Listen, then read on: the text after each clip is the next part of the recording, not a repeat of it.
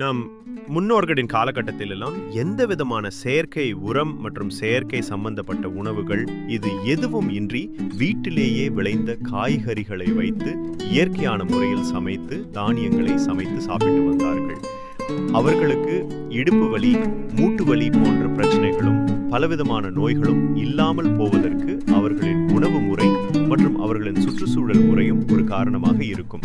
இந்நிலையில் இந்த காலகட்டத்தில் சிறியவர்கள் முதல் குறிப்பாக ஒரு 20 வயதுக்கு மேல் உள்ளவர்களில் இருந்து பெரியவர்கள் வரை அனைவருக்கும் இடுப்பு வலி, மூட்டு வலி, தைராய்டு, ஒரு சில குழந்தைகளுக்கு கூட சர்க்கரை நோய் வருவதாக ஆராய்ச்சியில் கண்டறியப்பட்டுள்ளது.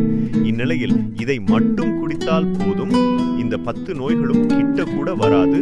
அது என்ன என்பதை பற்றி இந்த பதிவில் பார்க்கலாம். இடுப்பு வலி, மூட்டு வலி, வாயு தைராய்டு, சர்க்கரை, உடல் சோர்வு, பாத எரிச்சல், கல்லீரல் கைகால் வலி, வயிற்று கோளாறு, இதற்கு இந்த கஷாயம் குடிக்கலாம். சீரகம், கொத்தமல்லி விதை, சோம்பு, மிளகு, பட்டை, கிராம்பு தலா 1 ஸ்பூன் வீதம் எடுத்து 2 டம்ளர் தண்ணீரில் கொதிக்க வைத்து மூடி வைத்து காலையில் வெறும் வயிற்றில் குடித்து வந்தால் மேலே சொன்ன 10 நோய்களும் ஆயுளுக்கும் அறவே வராது. கண்டிப்பா இதை நீங்களும் உங்க வீட்டில் ட்ரை பண்ணி பாருங்க.